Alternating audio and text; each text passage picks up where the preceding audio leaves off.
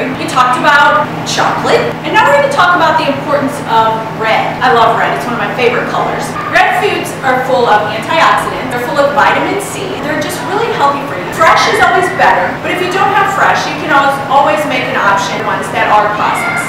Grapefruit. If you don't have fresh grapefruit, try and maybe do the less sugar. And also pink, red, good, full of antioxidants and vitamin C are one of my favorites. An apple.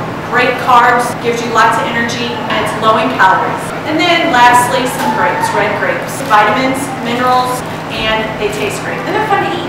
The majority of foods I just showed you were fruits.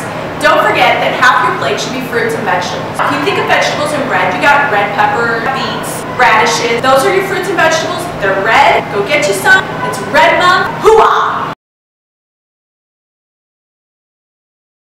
And what they're full of and good of, or good of. I said good of.